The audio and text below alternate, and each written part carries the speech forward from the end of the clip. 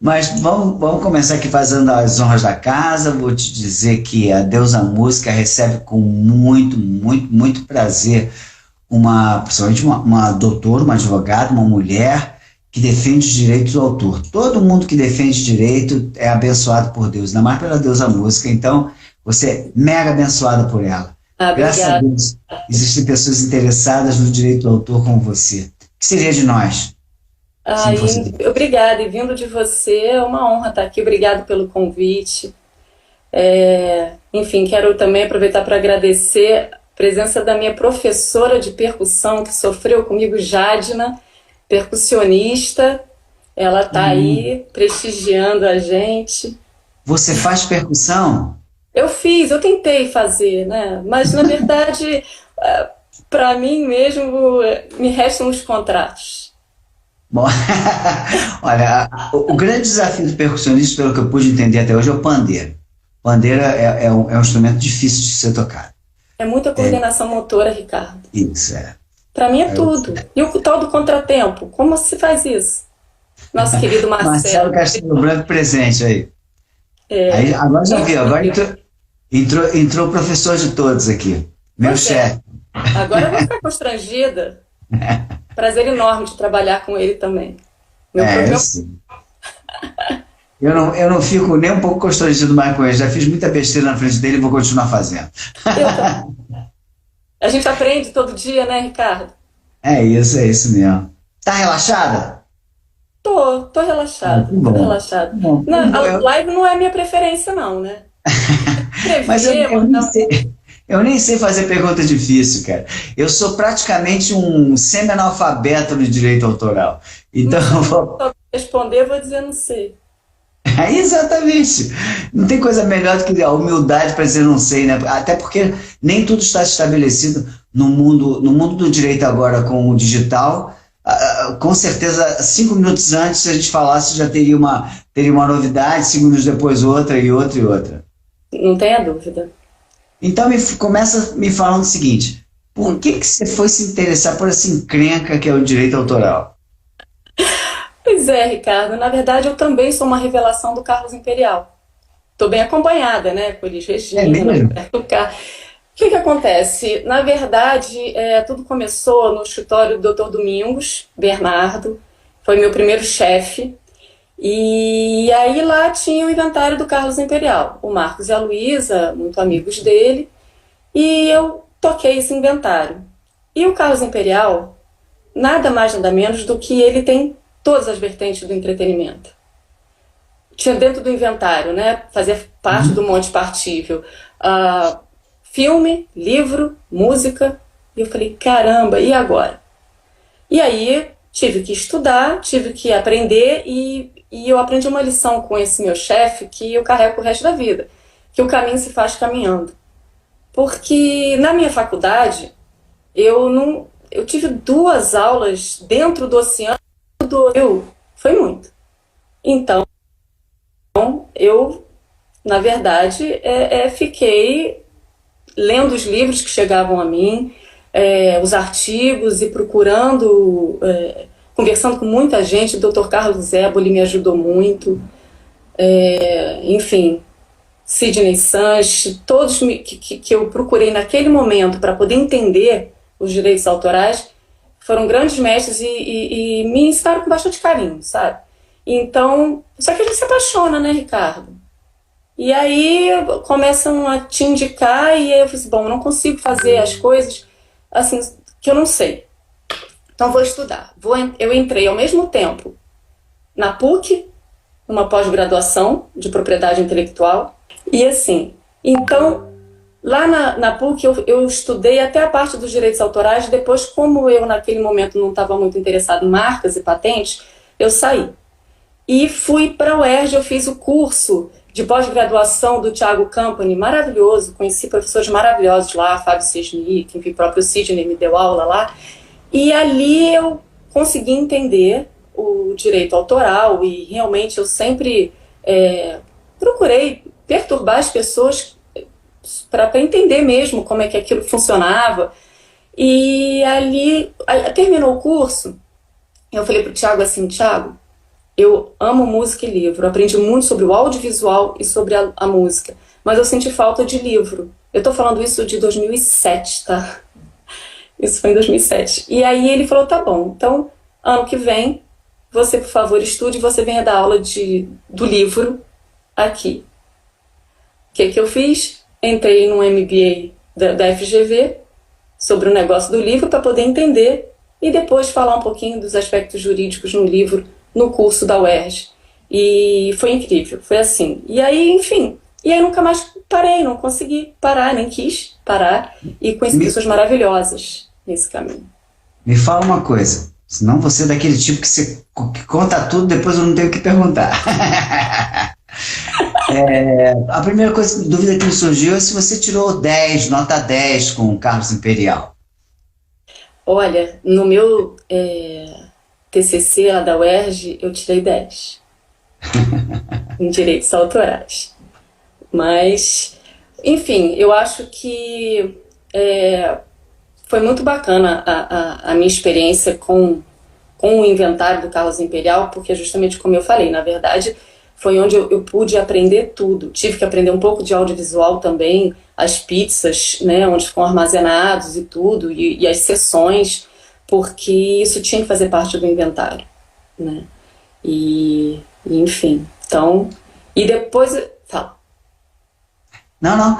Assim, eu imagino que eu fico pensando assim, Carlos Imperial, por ser basicamente um produtor cultural, um agitador cultural, um cara que estava presente na sociedade brasileira do entretenimento quase como um todo, né? Você acabou de dizer, que eu lembro, ele esteve envolvido no início da carreira da Elis Regina, no início da carreira do Roberto Carlos, no início da carreira do Simonal, caramba, muita coisa, ele realmente era um cara de ideias, né? Era um cara de ideias. Basicamente, o Carlos Imperial era um homem de ideias.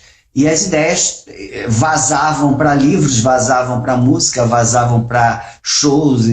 E imagino que ele tivesse bastante herdeiros, porque ele era muito ativo, né, do ponto de vista... Não sei se tinha... nada. Maria Luísa e o Marco.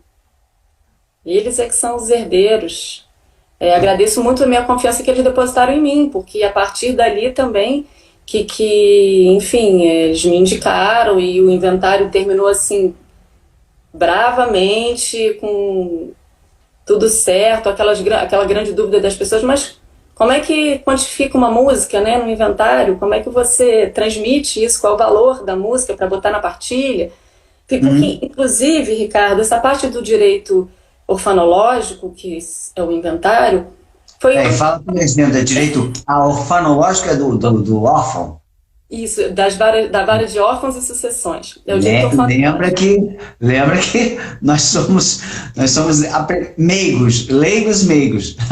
Então, a parte de inventário, e os artistas também falecem, infelizmente, e acabou que eu misturei essas minhas duas tendências, vamos dizer assim, né? De trabalhar com inventário, que era uma coisa que eu sempre fiz a vida toda. Meu primeiro estágio, no segundo período da faculdade, foi na defensoria em vara de órfãos, que é onde cuidam os inventários. E eu trouxe para foi uma coisa que eu nunca consegui deixar de fazer, porque eu gosto dessa parte. Então eu acabei unindo uma coisa a outra, né?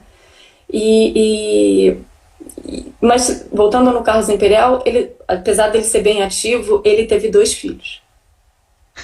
Tá vendo só? Muito bem. Então você contava que dos teus cursos, seus complementos acadêmicos que você fez para chegar e ficar especializada, porque eu peguei ainda um tempo em que o teu perfil dentro da indústria fonográfica não existia. Existia o advogado do artista. Não existia a figura do advogado que trabalhava com direito autoral, que imagino que você esteja preparada para eventualmente tanto representar um autor, quanto representar um artista, como representar uma gravadora, um selo, porque todos têm os seus direitos, né? Diferentes entre si, mas todos têm o seu direito. Naquele momento eu lembro que quem sentava na mesa com a gente para conversar era o advogado do artista, que tinha um escritório, que normalmente regia muito mais os contratos artísticos daquele artista, e os advogados ligados ao autor normalmente estavam lotados nas editoras, né? Eles não estavam do lado de fora. Isso deve ter começado, imagino, ali pelos anos 90. Estou errado, não? Não, eu não sei, não sei. Na verdade, assim, eu conheci advogados brilhantes e de todas as áreas, né? Estando dentro de uma editora, dentro de uma gravadora, ao lado do artista, de fato, o artista é o que é a parte mais frágil, né? Porque ele senta numa gravadora, tem o jurídico da gravadora e ele chega ali e vê aquele papel, ok, eu quero, né? Eu preciso disso. Uhum. Quando eu comecei, de fato, a minha mola propulsora foram os autores, os músicos. Eu tenho um primo músico da Orquestra Petrobras Sinfônica e eu falei assim, eu preciso ajudar, porque ele faz muita coisa, grava bastante e não recebe. E assim, eu comecei a estudar onde estavam os gargalos, sabe? Agora, é claro, quando você está de um lado, e aí você é solicitada para estar do outro lado, de uma gravadora, de uma editora, eu também já fiz trabalhos desde o início, de montar. Fernanda, me ajuda a montar umas minutas padrão para a minha editora, para a minha gravadora. Eu Uhum. não gosto muito dessa coisa de minuta padrão, porque cada artista tem sua especificidade. Cada contrato é um contrato, né? Claro que existem umas cláusulas padrões, mas é, não dá. Você me passa rapidinho um modelo? Não dá, entendeu? Então, assim, tem coisas que você sabe que não podem faltar, mas é complicado. Então, assim, e aí a gente trabalha dessas duas formas, né? Ou você acompanha, você é um departamento jurídico, ou do empresário, ou do artista, do escritório do artista, da editora, da gravadora, ou você trabalha por job, né? Como a gente fala, assim, Uhum. você pode analisar esse contrato para mim, você pode elaborar este contrato para mim, e a pessoa sabe que vai ter um contrato pro resto da vida, é, com uma base boa, mas eu sempre alerto. O mundo é muito dinâmico, a música, a indústria da música muda bastante, então tem que tomar cuidado, porque os contratos não ficam petrificados, eles ficam horríveis, né? E o corta e cola que a gente encontra. Imagino. O copy and paste é o mal do século. Depois da ampulheta. Aquela que Pois fica é, rodando no computador. eu, Mas dentro desse universo aí de possíveis clientes, né? Você está do lado de uma mesa, está na outra vez do outro lado. Os advogados antigamente eles ficavam geralmente do lado da mesma mesa o tempo todo, né? E hoje em dia eu acho que eles ficam mais pererecando ali entre as possibilidades. Isso eu acho que talvez requer muito mais habilidade interpessoal, de relacionamento para o advogado hoje do que requereria no passado, quando o cara ou só defendia a major, ou só defendia a editora, ou só defendia o artista, não? não tenha dúvida, você tem razão. Na verdade, assim, na minha jornada, eu sempre busco fazer um contrato justo, porque eu já estive de todos os lados. Eu continuo de todos os lados, né? Lá no escritório cultural, a gente tem vários clientes. Claro que o nosso cuidado maior é de não causar conflito. Eu já tive que declinar de alguns clientes, de alguns artistas, por conta de conflito. Não, esse chegou primeiro, se você quer. Se tem alguma demanda contra ele, eu não posso. Essa é a nossa network, é a nossa rede, a minha sorte, quando eu entrei na comissão de direito autoral da OAB, convidada pelo Fábio Sesnick, e hoje sou muito feliz de estar lá, hoje é o Sidney, que é o presidente. A gente tem advogados brilhantes ali que a gente faz diversas parcerias. Que o mundo sem parceria não funciona. Claro. A gente precisa dessa network, de pessoas em quem você confia. Não dá para também. Eu não tenho coragem de indicar uma pessoa que eu não conheço, que eu não confio, para um trabalho de um artista bacana, enfim. Então, você tem toda a razão. A gente tem que ficar pererecando em todas essas áreas, porque elas chegam de todos os lados. Claro que você pode ser um advogado de uma empresa. Você está ali, você é funcionário dela como advogado, você está sempre Eu, daquele lado. Mas eu conheço pessoas incríveis de todos os lados, mesmo dos majors hoje em dia, que não são belicosas, sabe? São pessoas que querem resolver. Bom, eu sou assim, e talvez, nossa, entrar na justiça hoje em dia, você tem que valer muito a pena. Você tem que botar na ponta do lápis. E já O aconteceu valor de de você, né? já aconteceu de você receber duas partes de uma mesma questão, as duas querendo que você representasse? Tá. E aí, como eu tinha falado com uma primeiro, quem chegou primeiro, eu acabei ficando, mas acabei Não, é uma forma. indicando um colega e é muito mais fácil, porque a gente faz um acordo, né? A gente, acho que a grande vantagem que você tem de você conseguir um acordo é você não levar as animosidades de um lado para o outro. Sim. Jamais você dizer, porque ela disse isso, isso não faz sentido, né? A gente tem que ter essa sensibilidade, porque muitas vezes as pessoas estão magoadas, chegam no escritório magoadas. A gente faz um pouco o papel de psicólogo, né? Não estou nem falando da questão de inventário, não, porque isso é recorrente Uhum. e com o maior carinho que a gente tem. Doutora Glaucia, que trabalha comigo, então, de uma sensibilidade incrível nessas horas. E, assim, quando você, não falando inventário, falando até de uma briga, de desentendimento, a gente que está fora do barco, Ricardo, a gente consegue ver que às vezes teve um mal entendido. Não é isso. Às vezes as duas partes estão certas, sabe? E ali, como tem o emocional envolvido, é bom que tenha uma mediação de uma pessoa neutra. Uhum. Resolve rapidinho. Uhum. Precisa do juiz, às vezes, vai apitar o jogo, né? Não dá para rolar a bola e. Imagina. Agora, explica para a gente assim, quais são os tipos, o tipo de obra que pode ser protegida pelo direito do autor. Você falou de livro, falou é, enfim, Livro, filme, foto, toda a criação do espírito, é assim que está na lei, né? Que você externiza, que você exterioriza, elas são protegidas. Campo da ideia, não. Você tem uma ideia brilhante, ok. Eu estou conversando aqui com você, Ricardo, eu tenho uma ideia maravilhosa, estou falando para você. Quem escutar, vai lá e vai dizer, não, foi minha, não foi sua, não está em lugar nenhum, você não exteriorizou isso. Então isso não é, entre outras exceções legais, isso não é factível de proteção. Tá? É uma coisa que é muito importante dizer, porque as pessoas sempre perguntam como é que eu posso proteger minha obra, né?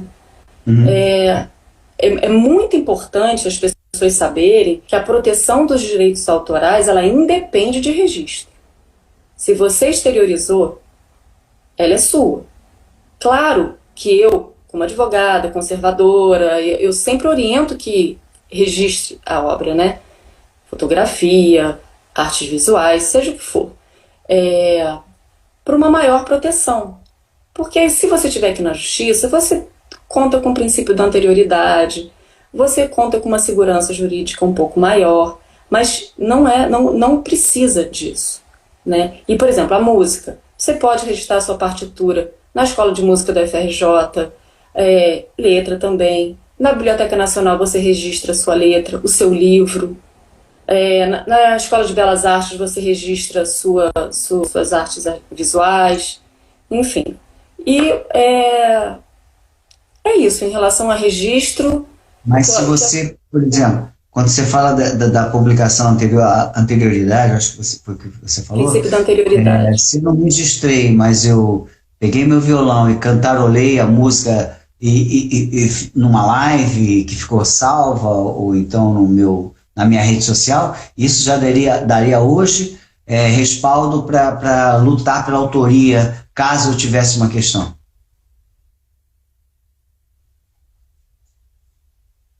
Sim, com certeza, é tudo princípio de prova, né? Tudo uma questão de tem um cabelo, você salvou, você tem um Instagram, você salvou, mas você não registrou. Aquilo ali você consegue, é mais uma prova de que aquilo ali é seu, né? Que você fez antes daquela pessoa. Ricardo, o Menesca, meu grande querido Roberto Menescal, está perguntando como é que entra na nossa live. Ele me mandou um Meu WhatsApp Deus. agora. Tô É só falando pelo entrar celular, eu não consigo mandar um WhatsApp para ele dizendo para entrar no seu, A É, Deusa no Música, Ricardo Moreira, ele não, é tem, Deus da música. tem você.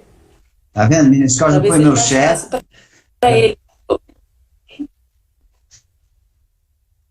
ele já foi meu diretor Mas e não me segue, né? eu Você vê que coisa. Uhum. você pegou a atenção. Então vamos encaixar logo alguma pergunta aqui, porque senão eu tenho medo de te perder de Vamos. novo. Então, assim, eu tenho muita dúvida. Outro dia eu vi uma colega sua mesmo, pelo menos ela dizia ser advogada, falando umas coisas na internet que eu fiquei muito assustado. A palavra é assustado mesmo. Porque ela colocava uma coisa assim, ela dizia para o autor, dizia assim, olha, autor, você tem que Uhum. aprender a precificar a sua autorização que você dá para o artista gravar a sua música. Fiquei olhando aqui, eu falei, que coisa engraçada, nunca ouvi falar disso. Do que ela estava falando especificamente do mercado sertanejo. Que existe hoje no mercado sertanejo uma tabela, mais ou menos, né, para o cara liberar a música para um determinado cara gravar. Canta.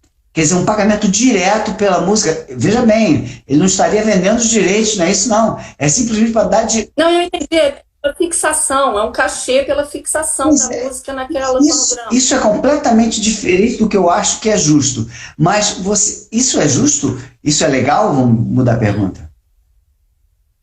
Legal é. Justo, aí você que sabe me dizer melhor. Eu acho o seguinte, na verdade, o que eu vejo no mercado, né? Você dá a sua autorização para a pessoa gravar a sua obra, colocar no fonograma, e você recebe os royalties referentes à exploração comercial daquilo. Né? Então, por exemplo, o que você, compositor, que a sua obra está dentro do fonograma, como é que você recebe esse dinheiro de volta? Você vai receber pela execução pública, você vai receber pelos direitos de reprodução, pela venda, né? Você vai receber pela sincronização, você também recebe pelo digital. Agora, esses são a forma de você ser remunerado, né? Por conta do digital, na verdade, eu já vi algumas editoras cobrando um valor fixo, pela fixação, porque o digital está tudo muito ainda, e se remunera muito pouco. Então, como as editoras não sabem o que vai receber de volta, se vai entrar dinheiro ou não, e são centavos, o que acontece?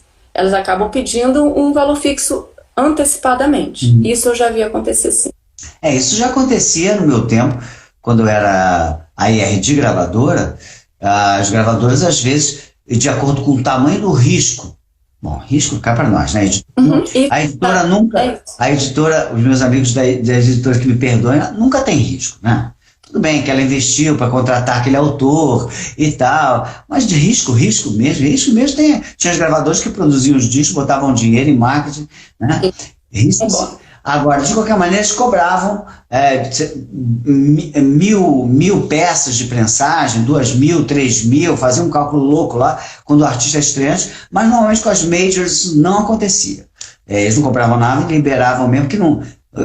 Tinha outra hora que a gente botava a música deles no disco da Ivete Sangalo, e ia ser muito bom. Claro. Isso eu já vi. Agora, realmente, esse cachê para liberar, que bom saber que não é ilícito. Eu acho estranho. Agora, de qualquer maneira, se esse sujeito, como a gente falava antigamente, é direto, né, ele não tem uma editora, ele tem que negociar tudo, tudo que ele quiser. Tudo. Né? Agora, se ele tem uma hoje em dia, editora... Você não tem editora, sabe? Vou te dizer. Muita gente quer ser independente, e eu acho que independente mudou de conceito, tá? Porque a gente depende, não tem como. Como é que você chega no Spotify? Você precisa de uma distribuidora. O Spotify não vai falar com você. Você quer ser independente, mas você depende de uma editora, hoje em dia, o compositor, para receber o seu dinheiro do digital autoral. Você recebe pela UBEM, ponto. O Spotify não vai te pagar, sabe? Ou você recebe pelas agregadoras que fazem esse serviço também, e a Abramos Digital também faz. Agora, esse momento, são essas que me ocorrem. Mas você sozinho você não recebe, o Spotify não vai depositar na tua conta. Entendi. Então, hoje em dia, dentro do mecanismo de remuneração, o cara não consegue ser um cara direto. Ele tem que ter uma editora. Ele tem que ter uma editora. Tem que ter uma editora. Editora que eu digo assim, ou você tem que ter uma editora filiada ao bem para poder receber, ou você tem que estar dentro de uma agregadora para receber seu autoral digital, ou você pode estar na Abramos Digital, que é uma que eu sei que faz esse trabalho também. Sabe? Então, agora sozinho, você não tem como dar a sua conta, seus dados bancários para o Spotify para ele depositar na tua conta. Isso não acontece. Isso não existe. E é o que há hoje em dia, né? O que há é o digital. Sim. Não há mais nada pelo momento. Pois é. Não é isso? Pois é. Muito bem. Então, essa coisa, me parece, especificamente desse tema, me parece que seria mais bacana era a editora, né, do representante, do autor, negociar esse cachê, né? Seria o mais... Senão acho uma coisa muito estranha. Eu lembro que quando eu estava... Eu não vou falar o nome dos artistas, nem o nome do autor, nem o nome da música, mas o que havia, às vezes, dentro de gravadoras, a gente pedia exclusividade de uma determinada liberação. Isso existia. Artista importante tal ia gravar música tal, e a gente queria proteger aquela música, porque era uma boa ideia de regravação, e a gente pedia à editora, olha, essa minha artista é desse tamanho aqui, é gigante. Então é o seguinte, eu vou pedir para você não liberar essa música nos próximos 6 meses. E aí a editora considerava, fazia as contas dela lá e falava assim, ok. Só que uma vez eu fiz isso, e eram 2 artistas importantes, a primeira era minha e a gente tinha conseguido a exclusividade, a outra entrou com um pedido, bateu com a cara na porta, foi para a imprensa, deu um problema danado. Acabou virando, o feitiço virando contra o feiticeiro, ficou meio, institucionalmente não ficou bem para nossa artista, para gravadores de certa forma. Mas é um jogo para se jogar, não vejo nada de ilícito nisso não. Você tem muita coisa para oferecer, você vai e faz o que você acha. Mas eu vou te fazer uma pergunta. Por exemplo, eu infringi a lei quando eu fiz, para promover a nossa live aqui, eu toquei a música do Aldir Blanc, do João Bosco? Não, porque na verdade é como se você estivesse num show. Aí entra as questões da live, né? As plataformas digitais, elas pagam o ECAD mensalmente. Então, por exemplo, o Instagram, ele paga mensalmente, o Google paga mensalmente o ECAD, então você pode tocar o que você quiser. Aí, o que você não pode é salvar essa live com a música inteira tocada, porque, não na nossa entrevista, mas você fez um cover, quis cantar uma música e salvou. Aquilo, as lives dos artistas que estavam acontecendo mais ano passado, né? Uhum. Sempre era essa minha orientação. Faz a sua live, não se preocupa. Todas as plataformas digitais estão pagando ECAD. Só não salva. Se você quiser salvar, você tem que procurar os autores, as editoras, porque viram VOD, né? Viram um outro produto, né? Não é mais uma live. É que nem o show. É a mesma comparação, se você quiser fazer, entre o show e o DVD. Você que está fazendo show, ok. Você quer transformar aquele show num DVD? Tá certo. Você tem que buscar outros direitos. Né? Porque ali a gente está falando de execução pública. Depois a gente fala de direito de reprodução. Entendi. Então, no caso específico que você citou, que o cara não salva a live, que é a melhor estratégia, e ele pode ficar tranquilo, ele artista, intérprete, pode ficar tranquilo de que aquele pagamento autoral será feito, só que o que você está me falando é que não vai ter como identificar quais foram os autores que ele usou. Se ele fizer uma live songbook do Taiguara, sei lá, o dinheiro não vai necessariamente para o Taiguara, porque não tem ninguém ali anotando quais são as obras. Ricardo, essa é a minha orientação para todos os meus artistas que fizeram live ano passado, de fazer o setlist como se fosse um show, apresentar para a sua sociedade de gestão coletiva, e ali, na verdade, ano passado tudo gerou muito em torno de lives, exatamente o mesmo mecanismo de um show. Entendi. E assim, a grande diferença do ano passado também era a questão das marcas. E as lives patrocinadas. Aí é um outro tipo de direito. Se você associar o nome aquela música que você está cantando a uma marca, você tem que pedir autorização também. Porque às vezes eu estou sendo patrocinada por uma cerveja e a música que eu estou cantando, o autor da música que eu estou cantando não quer bebida alcoólica. Então, não pode. Quando você está num show, ok. Mas quando aquilo ali, por causa da live, surgiu essa... Na verdade, as pessoas estavam desesperadas buscando dinheiro. Né? Surgiram as lives, e aí as pessoas começaram a entender como juridicamente era possível e comercialmente ganhar dinheiro com isso, né? E aí ficou dividido assim, sabe? As lives salvas e as lives patrocinadas. Não é patrocinado, então esquece, não precisa pagar o bem, editor, autor, o ECAD cobre. Então o que você está me dizendo, no caso específico da live, é que se eu faço uma live que eu não salvo, eu tenho que ter a preocupação de passar o setlist para informar oficialmente, para que aquele valor seja atribuído àqueles autores, né? seja endereçado àqueles autores. E se eu tiver um patrocinador, é um outro universo, é um universo que se necessitar algum tipo de autorização especial em função política e ideológica, né, daqueles autores em relação à marca, ou até mesmo um outro tipo de remuneração, porque existe uma remuneração diferente ali, além simplesmente do uso da obra.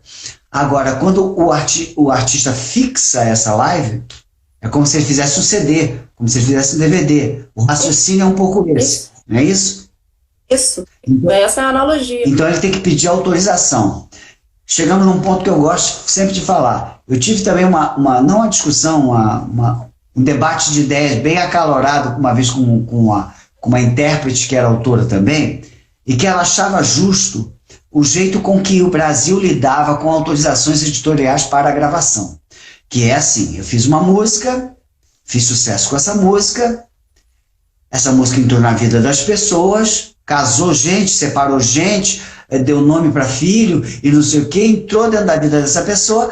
Se alguma pessoa dessa que foi influenciada por essa música quiser gravar essa música, ela só pode se o autor deixar. O autor, quando gravou a música, o cantautor, quando gravou, rezava muito que ela fizesse sucesso, muito. Ele queria muito que fizesse sucesso. Ele era louco para aquela música fazer sucesso. A música fez, virou um hit, influenciou pessoas. Aí essas pessoas que querem gravar a música, não podem, porque tem que pedir autorização a ele. E não está se falando de não pagar os direitos do autor, não é isso. O que está se falando é de autorização. Não. No resto do mundo, praticamente no resto do mundo todo, você pode gravar à vontade. Se você fizer uma gravação depreciativa daquela obra, o autor original entra com uma ação e fala assim, olha, você usou indevidamente minha obra, eu não quero isso, então eu quero reparação, né? E aqui no Brasil ainda é passivo de autorização. Então, voltando ao tema da live, é passivo de autorização também por essa razão, esse status quo que é necessário. Ricardo, porque na verdade o nosso direito, ele requer uma autorização prévia e expressa. A gente é do droit d'auteur. Nosso sistema não é o copyright. O copyright, ele imprescinde de autorização. Você vai lá, usa e paga. Né? Isso nos Estados Unidos. Mas na Europa, a maior parte, né, isso começou na França, inclusive esse sistema, e que o Brasil adotou, é do direito de autor. E isso significa, você, que bom que a minha música influenciou a sua vida, mas eu não quero que você grave ela. Como tem músicas que nunca mais podem ser regravadas, porque os autores proibiram. Tem isso. Então, assim, esse é o motivo. Você está simplesmente explicando a diferença entre o droit d'auteur e o copyright. Não, entendi. Agora, se eu... Vou tentar não te deixar uma situação difícil. Você defenderia com mais paixão uma coisa ou outra? Como é que é? Repete, fala. Você defenderia com mais paixão uma coisa ou outra? O autor poder negar a regravação ou o autor, ou o intérprete ter direito de gravar uma memória que lhe é cara. Você acha, pela tua experiência que você tem lidado, todo mundo considera, e eu considero também, você não precisa considerar, que o streaming paga de uma maneira, não vou dizer injusta, paga de uma maneira irrisória, né? Talvez ele pague, o streaming pague do jeito que dá para pagar, não vou discutir, não conheço os números internos deles, mas paga de uma maneira que não sustenta o mercado, né? Você acha que a movimentação toda tá para isso ficar justo de uma maneira muito rápida, ou isso vai demorar? Não, muito rápido eu acho que não. Na verdade, eu acho o seguinte, para poder, eu acho que são duas coisas. Uma, aumentar o número de assinantes, porque isso ajuda também, porque tem o premium e tem o freemium, né? E os artistas recebem pelo premium, eles recebem também a base de assinantes. E isso aumenta também o valor de monetização das publicidades ali dentro, do freemium, né? Mas junto a isso eu concordo com você que tem que ter uma conversa melhor com as plataformas digitais, porque elas podem pagar melhor sim. Eu acho que elas chegaram, impuseram o preço dela, justamente porque também é aquela coisa do Brasil de não querer perder o tempo, não querer perder enfim, chegou o Spotify, se eu não pagar desse jeito, eu vou, YouTube principalmente, né? Eu vou embora do país. Nem sei se isso aconteceria, mas tinha esse medo, tinha esse risco, né? Então eu acho que dá para acontecer as duas coisas, mas não acho que seja imediato.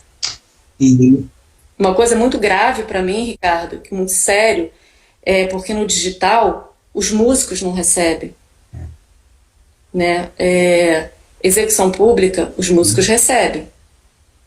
No digital, o Spotify paga para as gravadoras, não paga o ECAD, né? Elas fazem uma gestão individual.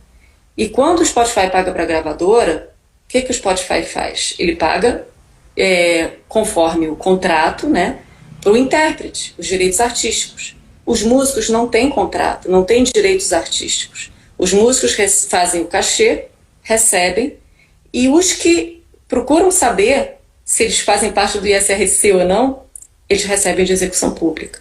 São esses os gargalos. Mas acho que é uma luta muito grande e uma bandeira do Frejá, a qual eu me filio, de começar a trazer os músicos para receber o digital, porque daqui a pouco... E aquele conceito polêmico de que se o Spotify é execução pública ou não é, como é que está essa discussão? Não, já teve uma ação na justiça, já foi considerado que existe execução pública dentro das plataformas digitais. Eu acredito que existem as duas coisas, existe a execução pública e existe o direito de reprodução. Foi afastada aquela questão de interatividade ou não. Essa decisão ela não é vinculante, então, assim,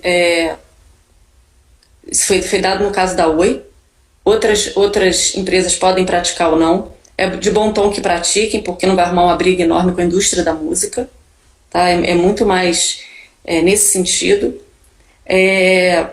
Mas, enfim, eu acho que a grande questão que a gente tem que voltar a falar e conversar sério e mover mesmo são os músicos, né? Tem que mobilizar os músicos para isso. Tá? Então, assim, existe execução pública? Existe. Existe direito de reprodução? Existe. Isso já está decidido. Eu acho que o próximo passo que é o mais importante. Agora, né, que é remunerar todo mundo. Fernandinho, me fala uma coisa. No universo em que, outro dia, a Sinara do quarteto em si, que é de um quarteto, né? Então já é dividido por 4, aquela fortuna é dividida por 4, né? Ela publicou quando ela estava ganhando, e era algo que tinha mais zero depois da vírgula do que já vinha em toda a minha vida. Era um negócio absurdo. Então, num universo como esse, o que você vai... Eu sei que a luta tem que existir, porque direito é direito. Mesmo que não apareça, a matemática proíba que aquele número exista, de tão irrisório que ele seja. Mas ele tem que existir. Mas é uma batalha. Qual é que se ganha primeiro? É melhorar a remuneração como um todo ou é colocar mais gente recebendo? Pois é. É, aí eu vou dar o meu ponto de Por vista, favor. tá? Eu acho que tinha que colocar mais gente recebendo, ainda que seja centavos, porque não é justo que o músico não receba nada, entendeu? Então, assim, e aí o que que acontece? A gente conseguia botar o músico. Isso aconteceu com a execução pública lá atrás, Ricardo. A maçã era muito pequena para dividir. Então, os autores, os intérpretes, os produtores fonográficos é que recebiam. O músico não entrou de primeira também. E aí, o que que aconteceu? Aí começou essa luta toda, e aí sim, o músico entrou com uma fatia muito risória, e aí hoje em dia a gente tem aquele percentual, 2 terços para a obra, vai um terço para o fonograma, e dentro do fonograma, aquela chave de partição de 41,7 para o intérprete, 41,7 para o produtor fonográfico, e 16 e o restante aí, porque o advogado não sabe fazer conta, para o músico. Mas você vê na chave de repartição que está com 47, com 41,7 para o intérprete e 16 para o músico. Mas os músicos recebem. E assim, então a grande luta agora é dos músicos receberem no digital. Não, é o que há hoje em dia, né? Sem show, então, é o que há mesmo, né? Nas lives, ok, o artista tem a sua própria banda, paga um cachê para os músicos e vamos em frente. Agora, fora da live, não existe vida inteligente enquanto existir a pandemia, só existe execução, basicamente. Eu conheço muito artista bacana que está mantendo a banda, pagando mesmo sem show. Tá? Conheço muito artista bacana nesse sentido. E começaram as regravações, né? As gravações. Então, paga-se o cachê para o músico ir lá gravar. Claro que tá tudo muito devagar. E a gente ainda está num ano desafiador, né, Ricardo? Eu acho que isso não vai mudar esse ano, infelizmente. Eu acho que não. Mas você acha que dentro dessa coisa do streaming, você falou assim, é que eu estive conversando com o Arthur Fitzgibbon, que é inclusive seu cliente, Eu vi, e ele me disse uma. eu vi. Você viu, né? Então você viu ele falando uma coisa bastante, enfim, quem está observando detecta isso, que esses fornecedores de streaming, Spotify, Deezer, Apple, eles são empresas de tecnologia, não são empresas da música, né? Porque as gravadoras, por mais que fossem chamadas de executivos, os executivos lá dentro são os tubarões, não sei o quê, são sempre gente envolvida com música. É um cara que foi artista, um cara que sempre foi produtor, que virou executivo de gravador, enfim. O cara sempre conhece o mecanismo todo, o que precisa ser valorizado. E o cara da tecnologia não, o cara está querendo transformar aquele cara que não é premium em premium, né? Então, Não, eu sei, Ricardo, mas olha só, mas de toda forma, desculpa te cortar, mas é porque eu não concordo muito com isso, porque, por exemplo, essas agregadoras, elas são empresas de tecnologia, sim. Mas olha quem está na frente. São músicos, são pessoas da não, indústria não, da não falei as música. agregadoras, não. Eu O Arthur. falei o Spotify, o Deezer, não falei as agregadoras, né? Ah, tá bom. Não, sim, o Arthur mesmo tinha uma banda, eu sei que são pessoas ligadas à música, não estou falando deles, não. Eles estão cumprindo um papel importante que ninguém cumpria. Não sei se você saiu de novo. Então, acho que você voltou. Não, Não, eu tô aqui. ok. Eu tô Então, aqui. assim, eu tô falando do Spotify, tô falando do Deezer, tô falando do. É que eu não quero ficar dando só, Sim. elegendo só um, porque é injusto, né? Claro, não são todos, é porque por acaso vem na nossa mente logo o Spotify, porque no Sim, Brasil é o sim. maior. Agora, você acha que eles nunca topariam isso, mas seria pleiteável que eles acabassem com o que não é premium? Ou seja, você só tem que entrar assinando? Vou explicar por que eu estou falando isso. Eu não consigo ser não premium no Netflix, eu não consigo. Por que eu tenho que conseguir ser no Spotify? Eu acho que isso é uma estratégia de pegar Sim, cliente, meu claro, amigo. claro. Pode ser que eles cheguem, pode ser que eles cheguem nisso sim, Porque Ricardo. aí você transforma o mal ou bem, empurra o cara de uma maneira mais efetiva. O cara que já tem o hábito de ouvir na molezinha, ele vai pensar que, cara, eu vou ter que pagar um. Era melhor criar uma carteirada de estudante, né? Um 50%, sei lá, qualquer coisa, do que ficar deixando. Mas tem Não plano sei. família, Sim, tem o meu sim. é família. Não, eu sei que tem, mas eu acho que é a única forma de para você trazer, convergir gente. E eu acho também, isso é opinião minha, e o que o Arthur até concordou, eu acho que eles trabalham muito pouco com o adulto contemporâneo. Tem uma demanda gigante de público adulto contemporâneo que sequer está dentro do streaming ainda, que não descobriu que pode ouvir qualquer coisa da história, da mobília particular dele, de trilha sonora pessoal. Ele pode achar qualquer coisa no Spotify, praticamente qualquer coisa. Tem gente que nem sabe disso ainda. E acho que precisa ter uma campanha um pouquinho mais inteligente para trazer gente que não está se importando em pagar R$ 29, $9,9. Está querendo mais é pagar, porque vai valorizar o acesso. Então está muito na garotada, aquela coisa, tá tudo muito no top 40. Está tudo muito no top 40. É legal o sucesso, é sensacional o sucesso, entendeu, Fernandinho? Mas assim, não pode ficar só nessa linha. Tem várias faixas que estão sobrevoando que podem ser aportadas. E essa faixa vai consumir o Quarteto em Si, vai consumir o Chico Buarque, vai consumir os setentões da MPB, os setentões do rock and roll, os cinquentões e tal, e não só a garotada que está entrando agora. Sei lá. E eu acho que é uma questão também de conscientização, sabe, Ricardo? Essa garotada tem que entender que eles têm que pagar pela música. Porque é muito fácil baixar, eu não sei nem desses aplicativos de música gratuita, que na verdade aquilo ali é violação de direito autoral. Então você tem que conscientizar essa garotada, assim, você gosta desse músico? Bacana. Então você não vai numa loja e compra um CD do cara, não tem mais o CD do cara. Você escuta ele através de streaming. Então você tem que pagar por isso. Porque senão esse cara não vai fazer mais música. Esse cara não vai ter o que comer, porque você vai nesses... Mas a indústria fonográfica, quando podia, nunca fez essa campanha séria mesmo, de uma maneira séria, de conscientizar que todo o mecanismo da música, de ter a música na tua casa, de qualquer forma que seja, comprando na loja ou ouvindo no streaming, depende de um circo gigante, que as pessoas precisam ser remuneradas. Isso nunca ficou claro. E a pirataria, tanto a pirataria física dos anos 90, quanto a pirataria depois de download, jogou uma crença na cabeça, principalmente dos mais jovens, de que música é uma coisa de graça. Música é grátis. Como assim música é grátis? Existe uma indústria da música. Não é, a música é lazer, mas é trabalho. Pessoas envolvidas, pessoas vivem disso, é uma indústria.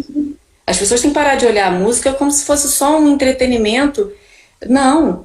Né? Eu lembro até do Monteiro Lobato, que falava do livro, que o livro tem que ser esfregado embaixo da cara das pessoas como se fosse um sabonete. Ele foi muito mal visto na época, quando ele falou isso, mas porque achavam que livro era a mesma coisa que está acontecendo agora, sabe? Claro que tem o prazer, mas é um trabalho, né? É o teu, é o meu, e tem uma indústria por trás disso, então tem que ter essa consciência. E é super perigoso o que está acontecendo agora no Brasil, não vamos entrar em questão política, não é isso? Mas no momento político que a gente tem, de desvalorização dos valores totais, sempre, o tempo todo, então é perigosíssimo você criar uma geração inteira com essa cultura na cabeça de que música é líquida. A música tem que ser líquida no sentido da onde ela pode chegar. Hoje ela pode chegar muito mais. E isso é bom, é positivo, é sensacional. Agora, líquida nesse sentido, mas não líquida no sentido de só abrir a torneira e consome quanto quiser, bebe água e paga. Se pagar, paga um real. Né? É louco isso. Isso é urgente. E particularmente eu acho, que o Spotify, o Deezer, o Apple, todos esses caras tinham que se unir, botar um dinheiro nisso, para conscientizar. Porque eles não são os culpados. Claro que não. Mas são os responsáveis por esse hábito, né, que você tem da facilidade da música líquida. Sim. O YouTube, tudo, eles tinham que fazer uma campanha dizendo, olha, minha gente, sensacional, hoje você tem acesso à música de uma maneira em qualquer lugar do planeta e tal, maravilhoso. Agora olha só quanto custa essa música chegar ao teu ouvido. Então, bicho, né? Eu acho que era preciso fazer essa campanha. Claro. Quem tá ganhando mais dinheiro nesse ciclo não está muito preocupado, não me parece estar muito preocupado com isso, porque são empresas de tecnologia. Essa é o meu medo. Isso perdure muito. Você tem razão. Você tem razão. Muito bem, ó, a advogada me deu razão, isso é bom. Mas fala uma coisa, quais são os mecanismos que existem para o dinheiro chegar na mão? Que tipos de remuneração existem para a música hoje em dia? E como ela chega na conta do autor ou do intérprete? Então, é o que eu tinha falado, né? Na verdade, o dinheiro vem da execução pública, vem da sincronização, vem do direito de reprodução, né? Vem do digital, didaticamente falando. Então, assim, para você receber o seu dinheiro, vamos dizer, você é compositor, para você receber seu dinheiro a título de execução pública. Você tem que fazer o cadastro da obra. Você tem que ser associado a uma sociedade de gestão coletiva. Você tem que levar esse cadastro de obra para a sua sociedade e ela vai encaminhar o ECAD, e aí sim, porque se você não for filiado, as pessoas às vezes reclamam, poxa, mas eu não recebo nada, o ECAD não paga. Tá bem, vamos ver. Qual a sociedade que você está? Que sociedade? Aí não tem como você receber. Tá bom, não recebi nada daquela obra. Aí a obra não está cadastrada, né? E fonograma, por exemplo, o intérprete, não recebi nada daquela música que eu gravei. Ok, vamos. Gravadora X. Você tá no SRC? Não sei o que é isso. Então tem que saber. A gravadora colocou você no SRC, ok. Só que ela não expediu o SRC, não mandou para a sociedade de gestão coletiva dela, isso não chegou no ECAD, as pessoas não têm como adivinhar. E aí isso é mais um gargalo. Né? E aí para fonograma a gente pode falar do músico também. Os próprios produtores fonográficos de gravadoras pequenas não sabem, acham que às vezes preenche um formulário do ISRC. Assim, ISRC é a certidão de nascimento do fonograma. Então ele tem que existir, ele tem que ser encaminhado para a sociedade de gestão coletiva. Não adianta você fazer no seu computador e baixar lá um PDF e guardar na tua máquina, né?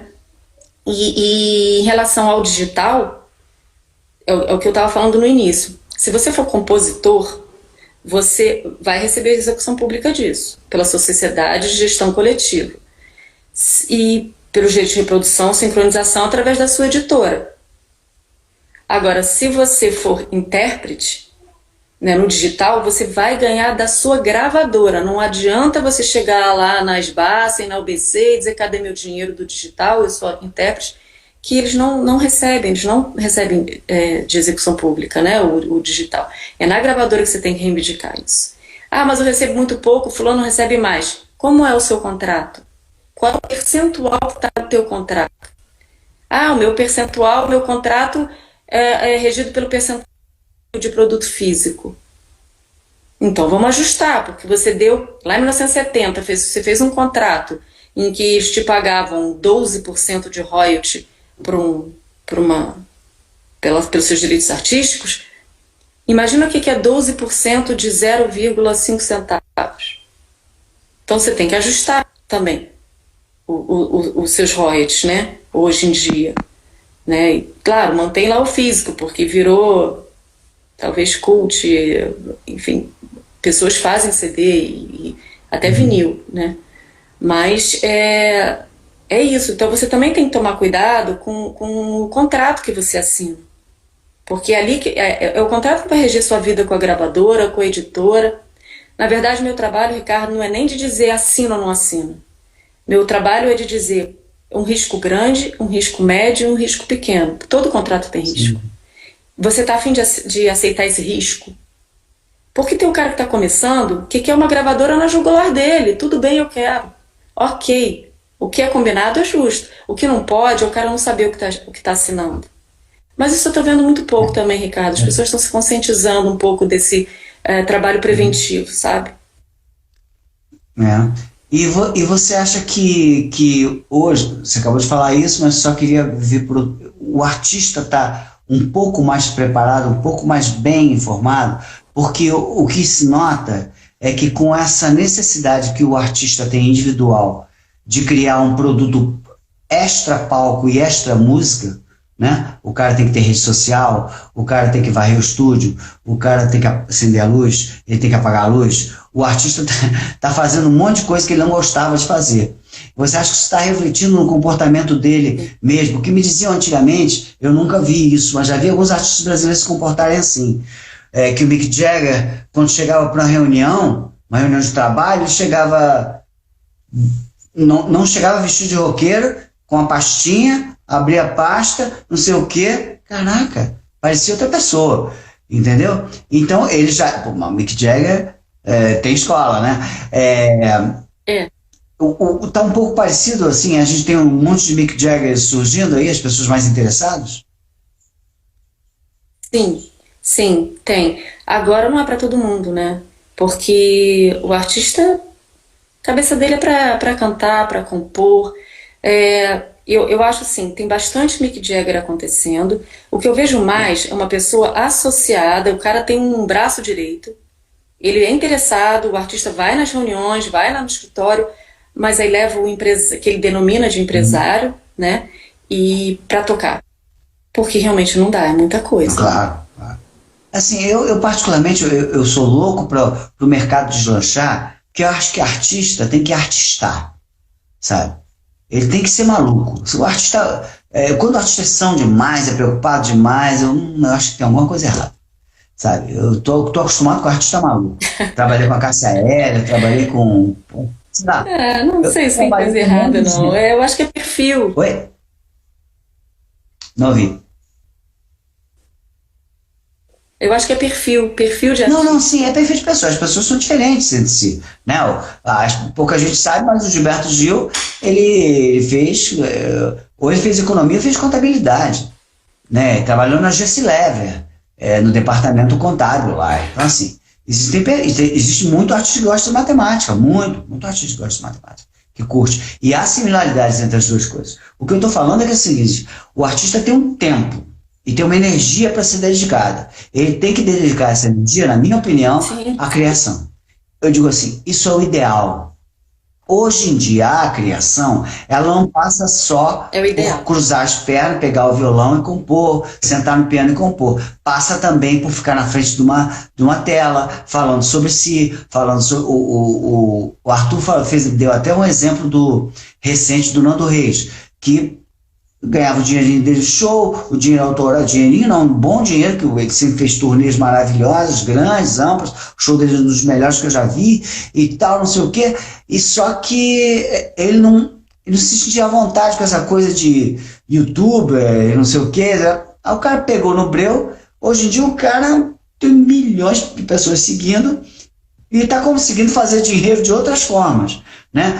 Mas isso também é palco. Eu acho que hoje em dia, isso é diferente do que eu acho que também é uma coisa que o artista tem que se ocupar, porque há muito tempo o artista não vendia a intimidade dele. Quem vendia a intimidade dele era a revista Amiga, era o programa de fofoca, era não sei o quê. Agora ele editora, no sentido de deixa passar a privacidade dele do jeito que ele quiser, não é evasão de publicidade, não é invasão, é uma evasão controlada, né?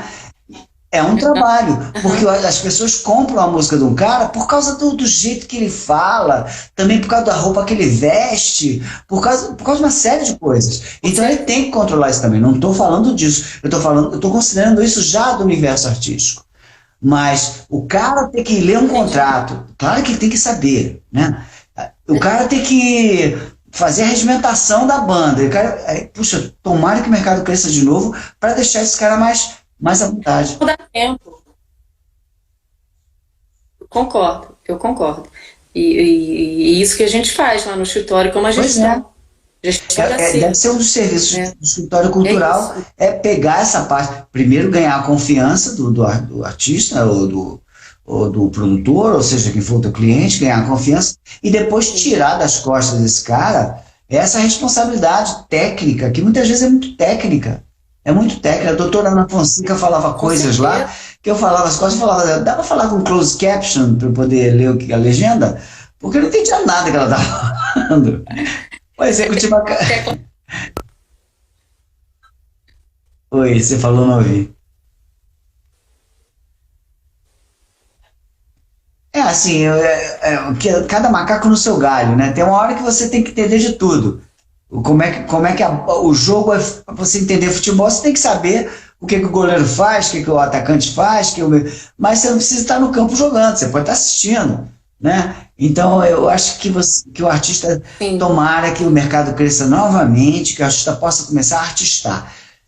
Artista mesmo, eu não sou só artista, só que agora o palco dele é maior do que. Isso é bom, é muito maior. E quem não investe nisso fica para trás, né?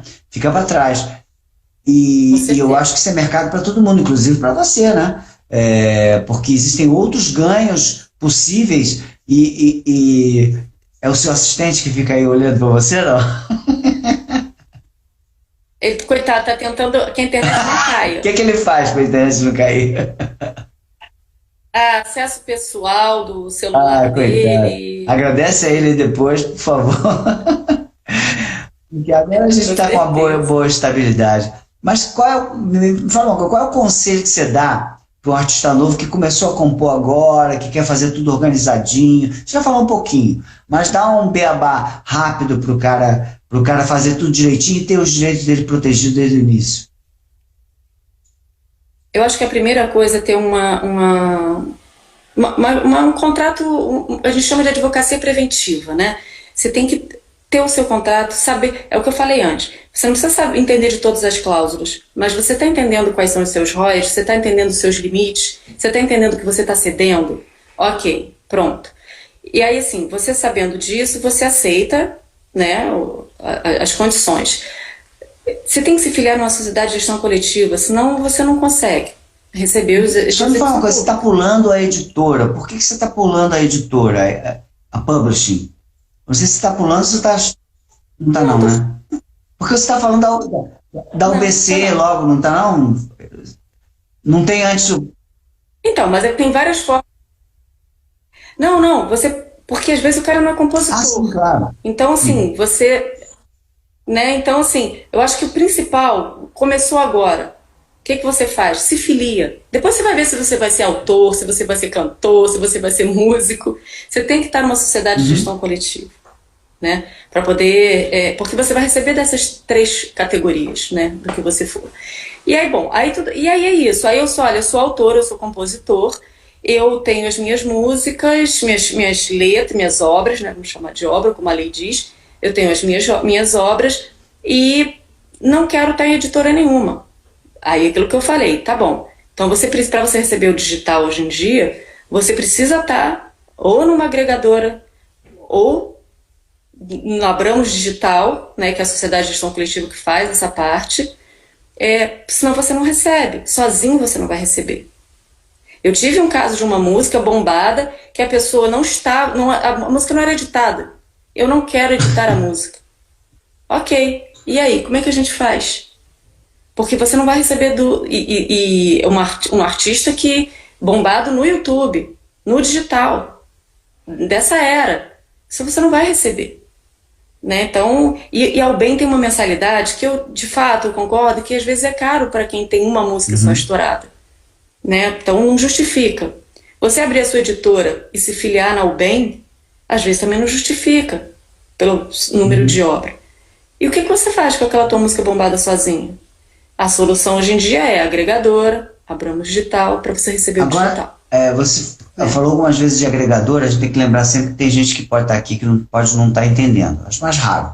Né? Acho que só tem amigos, assim, mas de qualquer maneira, isso é uma curiosidade minha mesmo. Você acha que a necessidade da agregadora, que é aquela coisa intermediária entre o produtor fonográfico e o fornecedor de streaming, vamos chamar assim, os Spotify da vida, por que ela foi necessária? Foi uma necessidade tecnológica, logística, de que ordem? É o seguinte, as DSPs que a gente chama, que são as plataformas digitais, Spotify, Deezer, eles não querem falar com todo mundo. Para eles é muito mais simples falar com uma One RPM, falar com a Ingrooves, falar com The Osher. Ele fala com o quê? Believe? É 4? Ao invés de falar com milhões de artistas. É simples assim. Só por isso que surgiram as distribuidoras, né, de música digital, que é uma empresa de tecnologia, e aí elas começaram a se transformar em agregadoras para poder agregar valor, porque os artistas independentes chegavam lá e eles se viram na necessidade de ter um marketing, de ter de ter uma assessoria, uma gestão para esses artistas, né, que estavam começando. Até os antigos mesmo, porque o digital é muito novo. Não, é verdade. Existe até o Arthur prefere chamar-se de desenvolvedor, né? Que eu acho bem interessante. Sim. Eu acho que eles se posicionam dentro do vazio, na minha opinião, de ideias que está estabelecido dentro das gravadoras, das majors, que viraram muito mais follow-up de produção do que propriamente interlocutoras artísticas, atuantes, trabalhando em carreiras. Dentro desse gap, essa falta de inteligência emocional dentro das gravadoras, e na outra ponta, uma empresa de tecnologia, a agregadora, a desenvolvedora, ela tem um papel que ela pode exercer muito importante, não só de marketing, porque, principalmente a IR, né?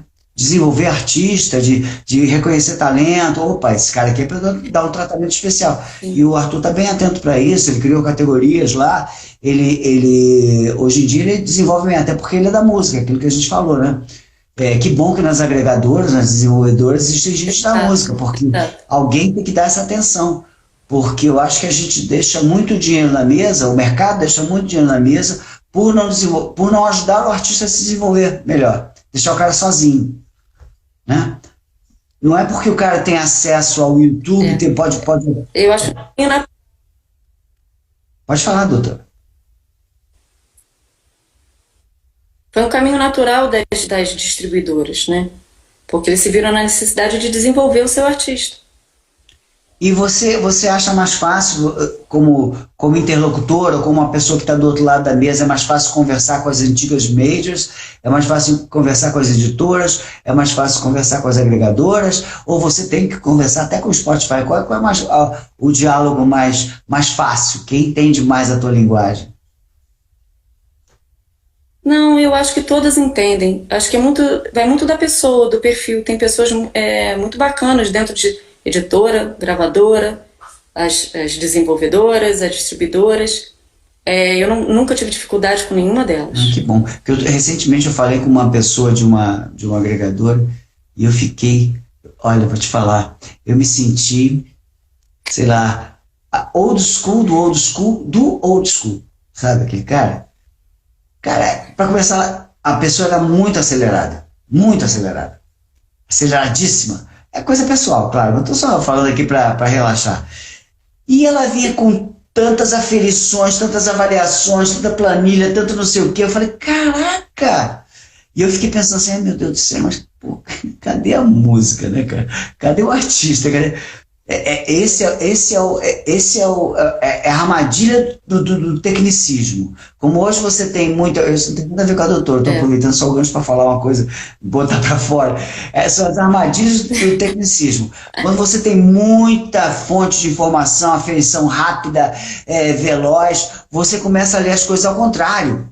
Você tem que começar a ler do início e não do final. Sim. E o perigo de ler do final é de você ficar produzindo sempre a mesma coisa. E quando você produz sempre a mesma coisa, você passa a não vender personalidade. Quando você passa a não vender personalidade, o mercado morre. Porque ninguém quer saber mais do mesmo. Eu concordo com esse é um cuidado, mas é um cuidado que não tem absolutamente nada a ver com o escritório cultural. Eu tô devagar. Não. Tem autoridade para falar isso, Ricardo. A gente está falando da indústria da música. Eu acho que isso é uma coisa que... Mas eu vejo no Arthur, ali no pessoal dele, um perfil bastante, assim, não inovador também, mas bastante promissor. Eu acho que ali ele já tem um pessoal Sim. bastante... E eu recomendo que sei lá, pelo que eu conheço do Arthur, pelo que eu conheço das gravadoras, as chamadas majors, eu recomendo que o artista novo procure Uhum. primeiro um desenvolvedor do perfil da OneRPM, até antes da gravadora, porque a gravadora vai precisar da OneRPM ou de assemelhados, de qualquer forma, e eu acho que ele vai estar mais perto do cofre, é a minha opinião. Eu acho que sim. Eu concordo com Muito você. bem. Puxa vida, é a segunda vez que você concorda comigo, cara. Tô brincando com você. Tô brincando com você. A gente sempre se entendeu muito Afinidade, bem todas as vezes que a gente precisou conversar. Felizmente, eu nunca verdade. precisei contratá-la para nada. Que bom. A gente teve só uma conversinha no passado, se deve lembrar Que bom. que não vem ao caso. Mas muito bem. Poxa, fiquei muito contente de falar com você. A gente teve alguns gaps, alguns buraquinhos de comunicação. Ah, que Mas pena, olha né? só, Mas eu quero acontece avisar para para todo nós. mundo que assim, eu coloco esse conteúdo, não coloco, não só, eu vou salvar essa live, mas eu não deixo ela salva só aqui. Eu passo ela para o computador, depois dou uma editada, então eu vou tirar essas partes, quem quiser ver lá o conteúdo mesmo que ficou de tudo isso que a gente falou, pode ver no Facebook ou pode ver no YouTube, onde eu não sou remunerado ainda. Vou contratar o escritório Até cultural. porque no YouTube, Aliás, diga-se de se passagem. você tem um canal no YouTube, Perdão? se você tem um canal no YouTube, ele vai ser considerado canal de entretenimento. Aí você não vai ser remunerado nunca. É engraçado que eu não consigo entreter ninguém, né? Mas é curioso. Isso aqui é um sofá da Hebe, que eu falo sempre, um sofá da Hebe. Nada mais do que isso. Muito bem, Fernanda, doeu? Que você estava preocupada de falar comigo. Não, não. Você é É tranquilo. claro que sim. Estou muito feliz de ter conversado Também com fiquei muito você. feliz. Eu acho que, volto a dizer o que eu falei no início do nosso papo, pessoas como você que se interessam pelo justo dentro de uma coisa lúdica como é o comércio da música, porque é bem diferente de você vender um terreno, de você vender um produto físico, é bem diferente quando você vende parte da tua alma. Você tem que ter perto de você Sim, pessoas que entendam desse conteúdo. E eu sinto, desde a primeira vez que nós estivemos juntos, até pela marca do teu escritório, que você tem uma preocupação com o conteúdo com o qual você está lidando e com a representatividade que esse conteúdo tem para cada uma daquelas pessoas que te procuram. Isso é fundamental para quem trabalha com arte. Então, parabéns, parabéns pela iniciativa, parabéns para as suas sócias. Você tem duas sócias, obrigada. é isso? Não sei, desculpa se eu estiver falando errado. É, eu não sou sozinha, né? Imagina. Tem a doutora Glaucia que trabalha comigo e a doutora Cristiane. Muito bem, muito bem. Fiquei contente de serem todas mulheres também. Poxa, se você, olha, pelo amor de Deus, para eu conseguir Ah, sim. entrevistar uma mulher, é muito difícil, porque as mulheres ou são tímidas, ou estão ascendentes ainda. E a gente fica contente. Mas, Ricardo, deixa eu fazer uma retificação, porque tudo começou também com o Marcelo. Ele não está mais no escritório, mas eu devo muita coisa a ele. E, na verdade, o História Cultural começou com o André Sim, Agra, André. que era dono da sala de som. Então, mas hoje em dia somos três Sim, mas mulheres. não importa. Vocês estão aí tocando. O André abriu muito caminho para mim. Eu devo muito a ele, agradeço tudo também a ele. E ele tá lá na Ah, que UNRPM. maneiro. O André Agra é meu companheiro de 1973, escrevemos juntos o livro. Eu, Exato, ele, é mais isso mesmo, 250 isso autores. mesmo. Muito bem. Muito obrigado pelo teu tempo. Muito obrigado por você separar um pedacinho da roça Obrigada. aí, um momento roça, para conversar comigo. Eu sei que essa parte, quando a gente chega em casa, às vezes a gente quer paz, parar de falar de trabalho, mas você se doou esse tempo aqui pra gente. Nada, imagina, é uma delícia. E desculpa as minhas intervenções. Eu peço desculpa aos Obrigada a advogados você. presentes pelas minhas ideias subversivas. Elas são bem intencionadas, eu posso garantir. Então, gente, boa noite. Obrigado por todos que estiveram presentes. Você quer agradecer alguém, doutora? Ah, olha, eu quero agradecer a todo mundo que esteve aqui, o Menesca, o Marcelo, Mariângela foi uma advogada que trabalhou comigo e em quem eu confio muito, sei que está assistindo aqui, indico ela para todo mundo. Enfim, e agradecer principalmente a Diana Dacha também, é, Ela é filha do Hélio Jordão, do Bando da Oh, Lua. Minha amiga querida está aqui assistindo a que gente. maravilha. E, Ricardo, você. Ah, E a você por esse nada, convite. imagina. Foi um prazer.